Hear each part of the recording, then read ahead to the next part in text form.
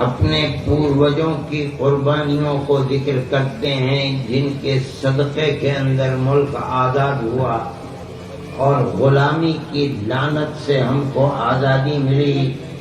ہمارے ہاتھ اور پیر میں غلامی کی زنجیریں پڑی ہوئی تھی. آزادی وطن کی بنیاد پر ہم ان زنجیروں سے آزاد ہوئے. در حقیقت ہمارا نہیں، ہمارے پوروجوں کا صدقہ اور ان کی قربانی ہے.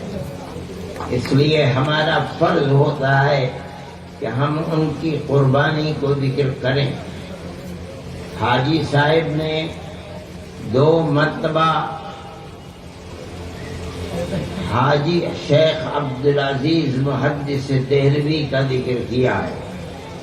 میں ڈی ایم صاحب کو اور ایس ایس پی صاحب کو خاص طور پر بتانا چاہوں گا کہ بنیادی طریقے کے اوپر آزادی کی تحریک ان کی ذات سے لگی ہوئی ہے.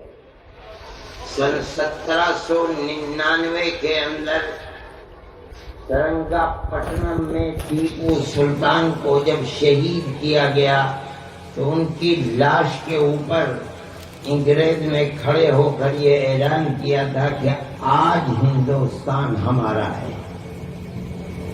1799 کے بعد 3 سال تک جو ملک کے بڑے بڑے راجا اور مہاراجا اور نواب تھے ان کی گردنوں کو دبانے کے بعد، اپنا غلام بنانے کے بعد، سن 1803 میں سب سے پہلے انگریز نے، ایسٹ انڈیا کمپنی نے دلی میں اعلان کیا کہ خلق خدا کی ہے، جنتا اللہ کی ہے، ملک بادشاہ سلامت کا ہے، لیکن آج سے حکم ایسٹ انڈیا کمپنی کا چلے گا.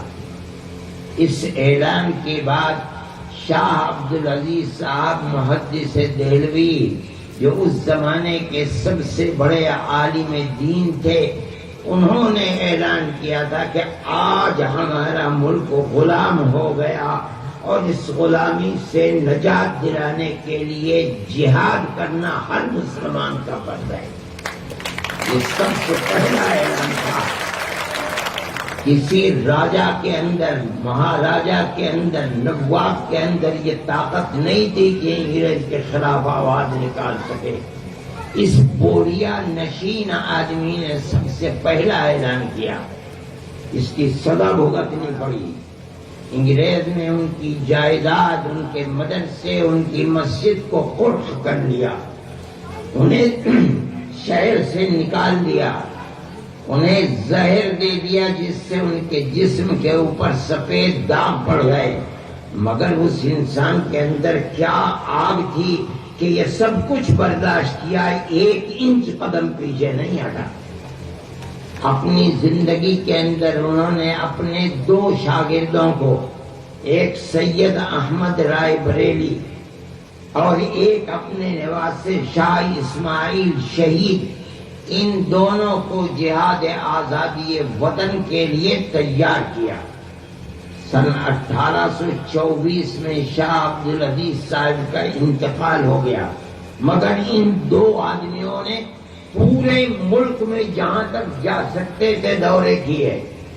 لوگوں سے، اپنے ہاتھ پر ہندو مسلمانوں سے عہد لیا کہ وہ آزادی ملک کے لیے قربان ہو جائیں گے.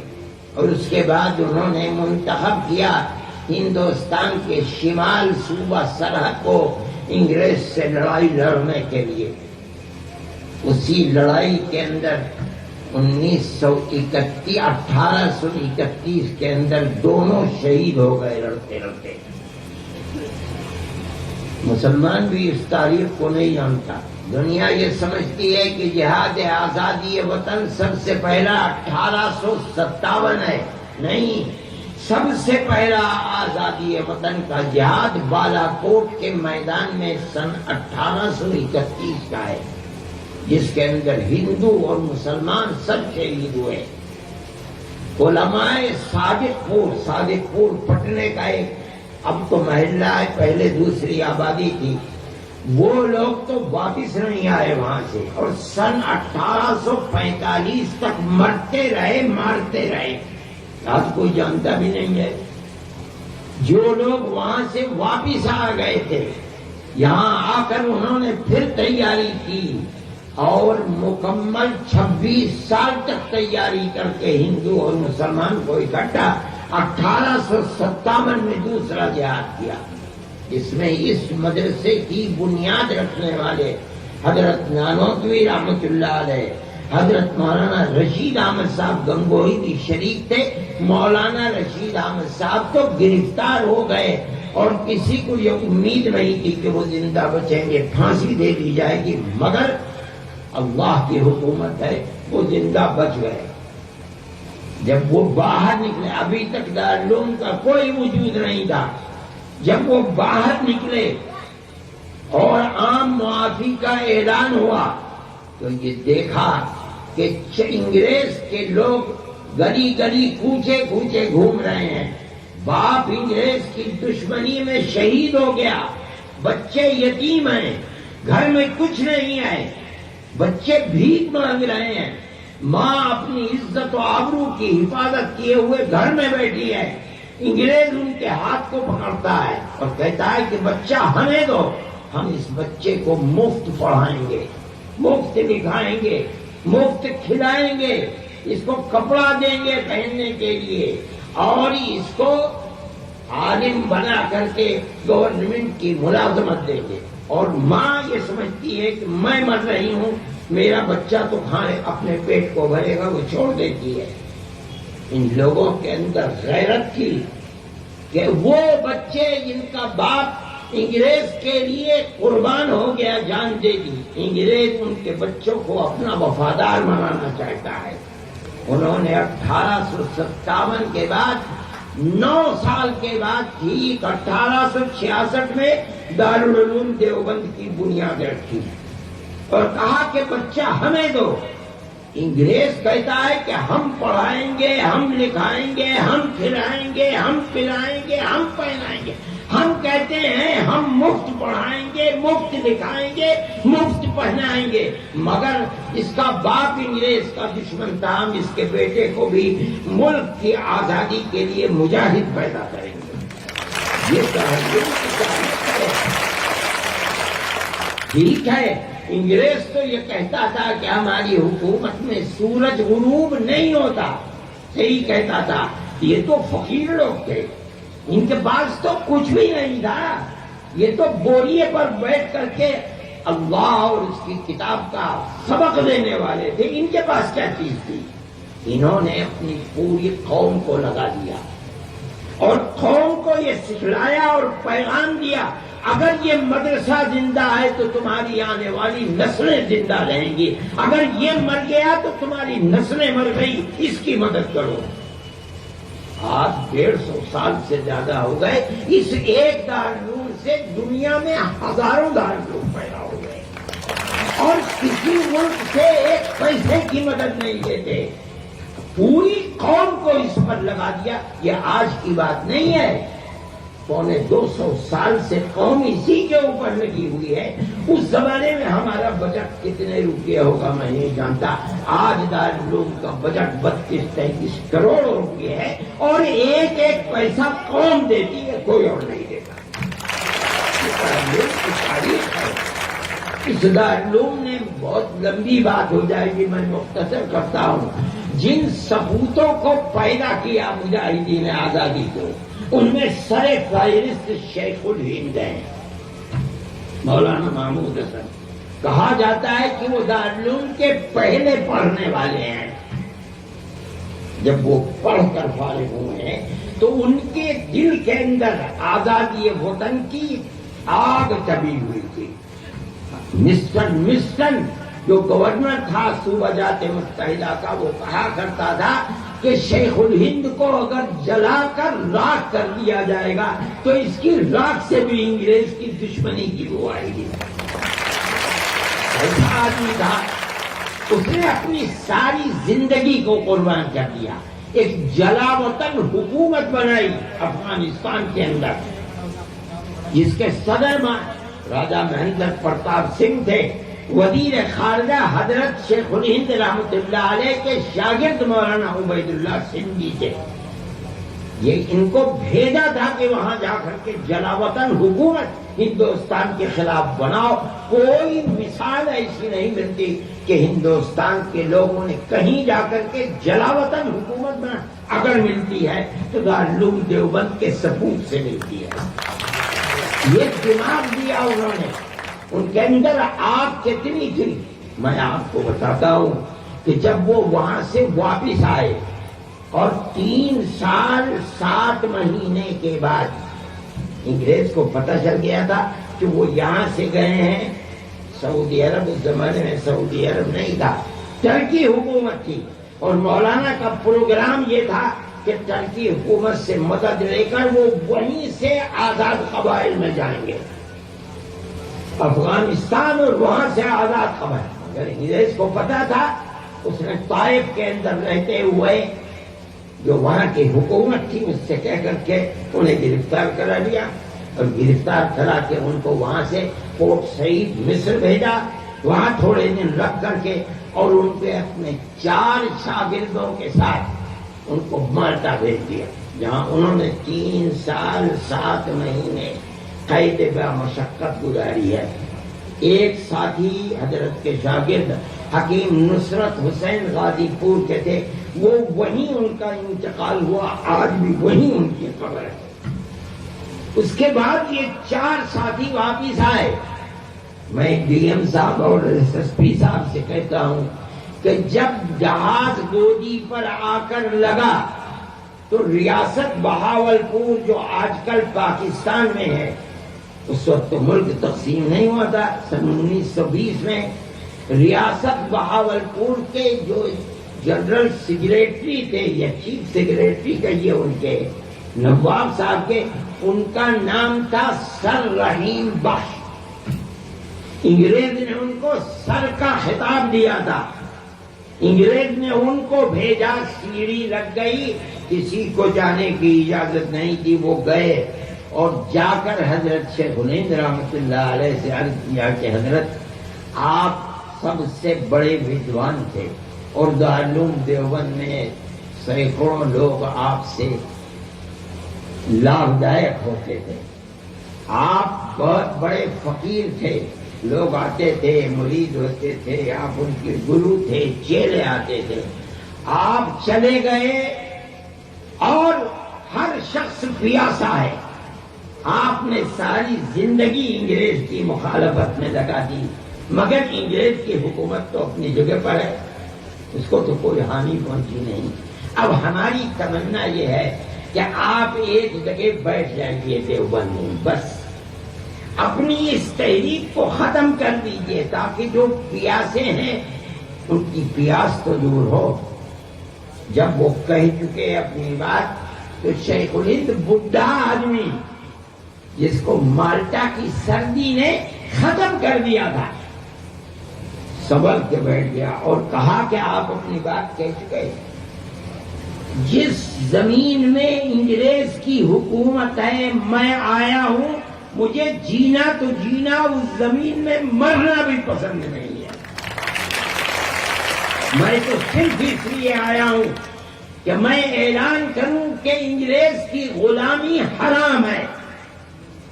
اور رحیم بخش صاحب، اگر میرے پیروں میں طاقت نہیں رہی اور میں بوڑھا ہو گیا ہوں تو میں چارپائی پر لیٹ جاؤں گا اور اپنے شاگردوں سے کہوں گا کہ میری چارپائی کو اپنے کاندھوں پر اٹھا کر گاؤں در گاؤں لے چلیں، اور میں اعلان کروں گا انگریز کی غلامی حرام ہے۔ یہ آگ تھی ان لوگوں کے اندر، یہ وہ آگ تھی جس نے اس ملک کو آزاد کیا، ان کے شاگردوں کے اندر وہی آگ دبی ہوئی تھی۔ میرے بھائی، میں ڈی ایم صاحب سے کہتا ہوں، اب میری اس بات سے آپ توجہ کریں کہ اسی شیخ الہند کے نام پر اکھلیش حکومت سے کہہ کر ہم نے یہ ہسپتال قائم کرایا تھا، میڈیکل کالج تھا کے اندر، شیخ الہند میڈیکل کالج، مگر نفرت کی سیاست کو آگ لگ جائے، کہ اس کالج کو ترقی تو کیا ہوتی، جو وہاں بہترین ڈاکٹر تھے ایک ایک کر کے چن کر کے نکال دیا گیا. اور یہ میرے ایم پی صاحب بیٹھے ہیں، یہ میری بات کی تصدیق کریں گے. نہ دوا ملتی ہے، نہ ٹیسٹ ہوتا ہے. 10 بجے تالا کھلتا ہے اور دن میں 1:30 بجے بند کر کے بھاگ جاتے ہیں. میرے دل میں یہ درد ہے کہ ایسا وطن کا سپوت جس نے اپنی جان کو قربان کر دیا وطن کے لیے اور اپنے شاگردوں کی ایک جماعت بنا لی، جب تک آزادی یہ وطن نہیں ہوئی اس وقت تک بیٹھے نہیں. آج اس کے نام کے اوپر جو میڈیکل کالج تھا اس کی جیسی درگت بنی ہوئی ہے. لوگ جانتے نہیں کہ وہ آدمی تھا کیسا. آپ کو اس میں مدد کرنی چاہیے. ایسے سپوت کے نام پر میں کہتا ہوں اگر کسی دوسرے کے نام کے اوپر یہ کالج ہوتا تو یہ بات نہ ہوتی جو آج اس کے ساتھ ہو رہی ہے. شیخ الہند کے نام کے لیے یہ کالج کچھ بھی نہیں ہے. دارالعلوم اور ساری دنیا کے اندر ہزاروں مدرسے، 10,000 مدرسے، میں کہتا ہوں 50,000 مکتب اور مدرسے وہ شیخ الہند کو زندہ رکھنے کے لیے کافی ہیں.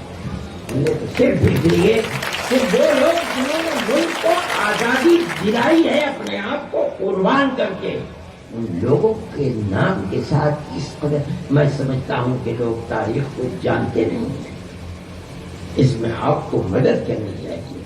شیخ الہند نے اپنے جانے سے پہلے اپنے شاگردوں کی ایک لائن لگا دی.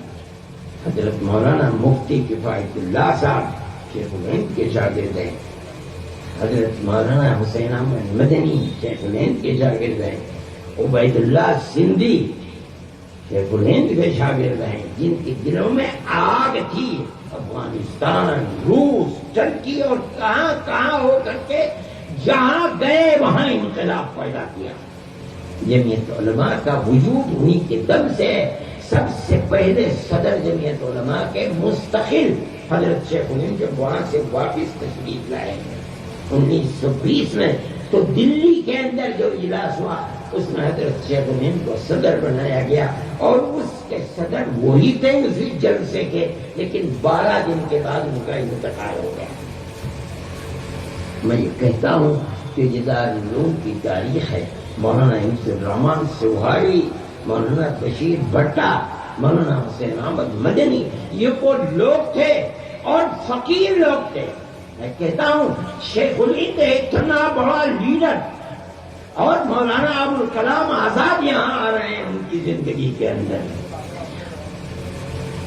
سرحد کے گاندھی وہ آ رہے ہیں، گاندھی جی آ رہے ہیں، بیٹھ رہے ہیں. انہوں نے آ کر کے اپنے آپ کو فقیر بنا کر کے رکھا. آج ان کی قبریں جا کر کے دیکھو، ان کے خاندان کے اندر اگر اینٹ گر جاتی ہے تو اس اینٹ کو رکھنے کی طاقت نہیں ہے. آج جو لوگ سیاست میں 40-40 کروڑ میں بک رہے ہیں، پارلیمنٹ کے ممبر 1-1 ارب میں بک رہے ہیں، یہ وہ فقیر تھے جو چلے گئے اور کچھ لے کر کے نہیں گئے. تو ملک پر قربانی ان کا اپنا جذبہ تھا. ان کے جو شاگرد رہے مفتی کفایت اللہ تھا، مکان بھی نہیں ہے. حضرت مدنی کچھ بھی نہیں ہے، چھوڑ کر کے گئے. جو بچوں کو وراثت ملی تھی وہ 150-160 روپئے وراثت کے اندر بچوں کو بچیوں کی وراثت ملتی ہے. کیا تھا؟ کچھ نہیں لے کر کے گئے. ان کی زندگی فقر و تنگدستی کی زندگی. مگر آج ملک کے اندر اس کی کوئی قدر و قیمت نہیں ہے. آزادی وطن کے لیے کیا کیا لوگوں نے؟ کچھ نہیں. میں کہتا ہوں دارالعلوم کی وطن ان لوگوں کی یادگار ہے. انہوں نے دارالعلوم آج تک دارالعلوم اپنی اسی روش پر چل رہا ہے. صحیح ہے اس طرح کے لوگ نہیں ہیں، لیکن دارالعلوم کے بے شمار لاکھوں آدمی ساری دنیا کے اندر ہیں اور وہ دارالعلوم کی مدد کرتے ہیں. آدمی اپنا فرض سمجھتا ہے کہ ہم دارالعلوم کی مدد کریں، اس لیے کہ پورے 200 سال سے دارالعلوم نے وہ قربانیاں دی ہیں کہ جو کسی دوسرے کے اندر ہو گئی ہے. ہماری مادر علمی ہے. یہ دارالعلوم کی ایک بڑی مختصر سی تاریخ ہے، اور اسی تاریخ کے ساتھ دارالعلوم زندہ ہے۔ ملک آزاد ہوا، ملک کی آزادی کے بعد ان لوگوں نے ملک کی اس اقتدار میں ایک رائی کے دانے کے برابر حصہ نہیں لیا۔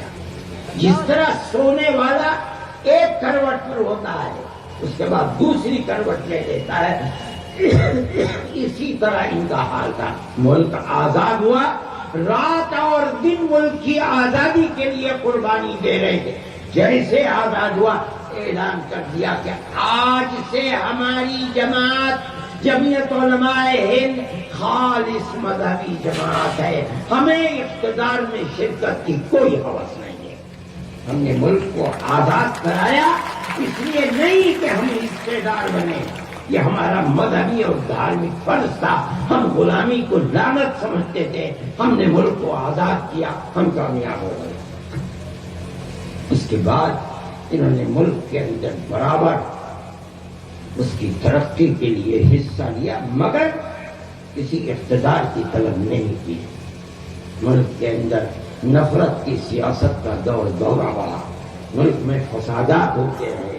سب سے پہلا فساد جبل پور کا فساد تھا، اس کے بعد تو پھر فسادات ہمارے جاننے میں 20,000 سے زیادہ فسادات ملک کے اندر ہوئے، جس کے اندر 50,000 مسلمان اور ہندو شہید ہو گیا۔ ہم آج بھی یہ سمجھتے ہیں کہ جس طرح پیار و محبت کے ساتھ ہندو اور مسلمان نے مل کر ملک کو آزاد کرایا ہے، یہ ملک اگر زندہ رہے گا تو اسی پیار و محبت کے ساتھ زندہ رہے گا، اور اگر پیار و محبت نہیں رہے گی، نفرت جنم لے گی تو ملک برباد ہو جائے گا، امن و امان کو آگ لگ جائے گی۔ ہماری ایک سوچ ہے، اور ہم اس سوچ کے اوپر پہاڑ سے زیادہ مضبوط ہیں۔ ہمارا ایک نظریہ ہے، ہم ایسے لوگ نہیں ہیں کہ ادھر سے پیسہ لے لیا ادھر چلے گئے، ادھر سے پیسہ لے لیا ادھر۔ ہمارا ایک نظریہ ہے، کسی کو اچھا لگے برا لگے، ہم ساری دنیا کے اندر یہی بات کہتے رہے، اور جب تک زندہ رہے گا رہیں گے، کہتے رہیں گے کہ ملک کے اندر بھائی چارگی اور پیار و محبت ہے تو ہندوستان زندہ رہے گا، ورنہ آگ لگ جائے گا۔ دارالعلوم دیوبند اپنے طلبا کو یہی نظریہ دیتا ہے۔ ہم قرآن و حدیث کو پڑھاتے ہیں، لوگ قرآن کا مطلب نہیں سمجھتے، جو لوگ عربی کا ایک شبد بھی نہیں سمجھتے، وہ قرآن کی تشریح کرتے اور کہتے ہیں کہ اسلام کسی دوسرے کو جینے کا حق نہیں دیتا۔ نہیں، ہم نے قرآن کو پڑھا ہے، ہم جانتے ہیں اسلام کی تعلیمات کو، ہم اپنے طلبا کو یہی سبق دیتے ہیں، جہاں رہو پیار و محبت کا پیغام دے کر رہو۔ ہمارا ایک نظریہ ہے، ہمارے کی مدد کرتے ہیں۔ ہم نے وہاں دارالعلوم کے تمام طلبہ ہی تھے جو پڑھ کر کے گئے ہیں، کیرلا کے اندر مکانات بنائے، ہندوؤں کے مکانات بھی بنائے، مسلمانوں کے مکانات بھی بنائے۔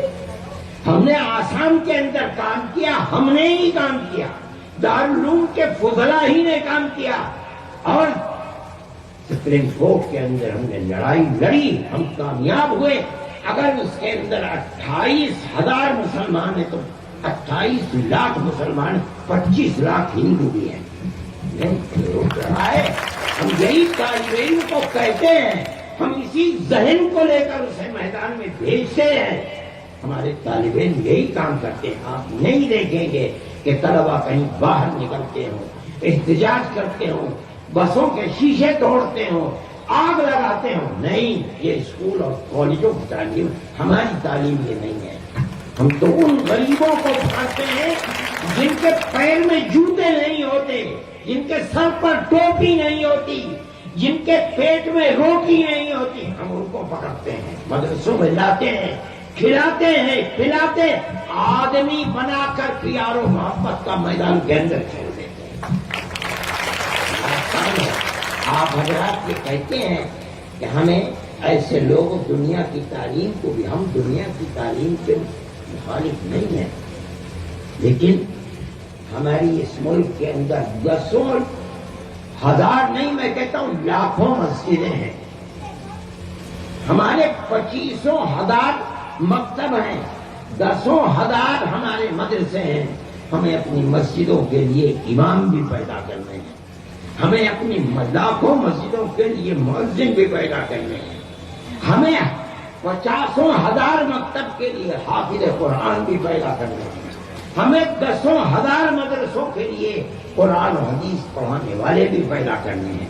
صحیح ہے کہ ہم دنیا کی لائن کے اندر جائیں، ہم کسی کو منع نہیں کرتے، جس کا جی چاہے ڈاکٹر بنے، جس کا جی چاہے انجینئر بنے، بے شمار لڑکے ہیں جو کالجوں کے اندر جا کر کے پڑھتے ہیں، کسی کی مخالفت نہیں کرتے، لیکن ہمارے سامنے یہ چیز ہے کہ ہم ان مسجدوں کو آباد کیسے رکھیں، انہیں افراد کیسے مہیا کریں۔ پھر بھی آپ یہ کہتے ہیں ہم نے ایک پروگرام بنایا ہے اور ہم اس پروگرام کو دائیں بائیں سے ہر طرف سے دیکھ رہے ہیں، اگر ہمیں کامیابی ہوئی تو ہم اس سلسلے کے اندر دنیا کی تعلیم کو بھی اس کے اندر داخل کریں گے۔ یہ ہمارے آنے والے دنوں کے اندر پروگرام ہے، کیا ہوتا ہے اور ہم اس میں کامیاب ہوتے ہیں یا نہیں ہوتے ہیں، ہم اس چیز کو دیکھ رہے ہیں۔ ہمارے بچے ڈاکٹر بھی ہیں، بہت انجینئر بھی ہیں، اور جیسے کہا تھا آئی ایس کی انہوں نے امتحانات دے کر کامیابیاں بھی حاصل کی ہیں، ایسا نہیں ہے کہ ہم جدید تعلیم کے مخالف نہیں ہیں، لیکن ہمارے سامنے مجبوریاں ہیں، ہم اس مجبوری کی بنیاد پر ایسے افراد کو پیدا کرنا ہمارے لیے ضروری ہے کہ جو پوری دنیا کے اندر مدرسے ہیں، ان کے لیے ہم افراد کہاں سے لے کر کے آئے۔ ہمارے خدرا سوئٹزرلینڈ کے اندر بھی بیٹھے ہوئے ہیں، امریکہ میں بھی بیٹھے ہوئے ہیں، برطانیہ کے اندر بھی بیٹھے ہوئے ہیں، ساؤتھ افریقہ میں بھی بیٹھے ہوئے ہیں۔ میں گیا ہوں زامبیا وغیرہ کے اندر، ان جنگلات میں جہاں آدمی ڈرتا ہے، دارالعلوم اور دارالعلوم سے ملحق درسگاہوں کے مدرسوں کے طلبا وہاں بیٹھے ہوئے ہیں اور اسلام کی خدمت کر رہے ہیں۔ یہ ہماری ایک ضرورت ہے، ہم اس ضرورت کو پورا نہیں کریں گے کہ اس کا مطلب ہے کہ ہم اپنے پیروں کے نیچے سے زمین نکال دیں گے۔ اس لیے ہمارا ایک نظریہ ہے، ہم اس نظریے کے اوپر چل رہے ہیں، ہمیں دنیا کی تعلیم سے کوئی اختلاف نہیں ہے۔ میں یہ سمجھتا ہوں کہ میں نے جو بھی تاریخ ذکر کی ہے وہ ایک تاریخ بڑی مختصر سی تاریخ ہے، اس لیے کہ میں جانتا ہوں کہ 12:30 بج گئے ہیں، ان حضرات کو اور بھی جانا ہوگا۔ میں یہ کہتا ہوں کہ دارالعلوم کے اندر جھنڈا لہرانے کی یہ چیز کوئی آج ہی نہیں ہے، پہلے بھی ہوتا تھا، واقعی ایک پروگرام برض اولق کے اوپر مستقل ہوتا تھا، طلباء اور اساتذہ کا دارالعلوم کی طرف سے پچھلے سال بھی کہا گیا تھا کہ میں یہاں اس طریقے کا پروگرام دارالعلوم کے احاطے میں کروں، لیکن میں نہیں کر سکا، اس لیے کہ میں پروگرام کی اسی جگہ دیکھ پاتا۔ مجھے آج کے اس جھنڈے کے لہرانے پر یاد آیا کہ جب ڈاکٹر راجندر پرساد آئے تھے تو اسٹیج کے پاس جھنڈا لگایا گیا تھا اور انہوں نے اپنے ہاتھ سے اس جھنڈے کو لہرایا اور یہ گانا بھی ہوا تھا۔ اور مولانا عبد الرحمان صاحب کے الفاظ میری کان میں ہیں، اس کے بعد مولانا نے تحریر فرمایا اب اس پروگرام کے بعد باضابطہ جلسے کا افتتاح ہوتی ہے اور اس کے بعد پھر قرأت کے جلسے کی ابتدا ہوئی تھی۔ یہ میری آنکھوں دیکھی چیز ہے کہ یہ کوئی نئی چیز نہیں ہے اور نہ ہی اس کے اندر کچھ کلمات شرک ہے۔ جب تک مفتی حضرات نے فتویٰ جواز کا نہیں دیا تب تک کوئی چیز نہیں ہوئی ہے، اس لیے آپ حضرات اس سلسلے کے اندر کوئی اجنبیت نہ محسوس کریں۔ دارالعلوم سب سے بڑا مستحق ہے کہ وہ آزادی وطن کے سلسلے میں تقریب منائے اور تقریب منائی جاتی رہی ہے، اس لیے یہ کوئی نئی بات نہیں ہے۔ آج ہمارے محترم ڈی ایم صاحب کے ہاتھ ہوئی ہے، میں ان کا شکریہ ادا کرتا ہوں کہ آپ آئے اور میں نے جو باتیں کہی ہیں میں کہتا ہوں کہ آپ اس کے لیے مددگار بالکل بالکل آپ کی بات، بہت بہت شکریہ۔ میں آپ حضرات سے اجازت چاہتا ہوں، ان حضرات کو بھی جانا ہے، بہت بہت شکریہ۔ دعا کر دیجئے کہ اللہ ہمارے ملک کے سب بسنے والوں کے دلوں میں پیار و محبت کو پیدا فرمائے، اللہ نفرت کی سیاست کو ختم فرما دے۔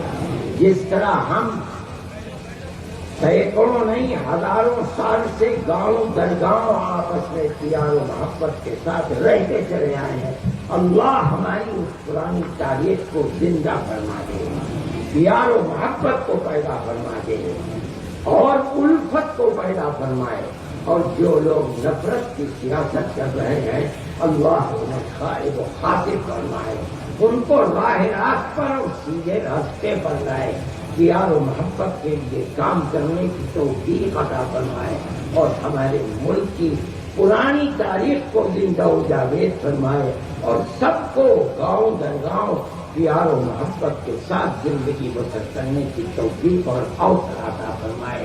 اللہ جعلون کی بھی حفاظت فرمائے، اور جہاں بھی قوم اور وطن کے لیے جو بھی کام ہو رہا ہے اللہ اس کی حفاظت فرمائے، خیر و برکت عطا فرمائے، سب حاضرین کو ان کے جائز مقاصد کے اندر اللہ کامیابی عطا فرمائے۔ وصلی اللہ تعالی علی خیر خلقہ سیدنا محمد وعلی آلہ وصحبہ۔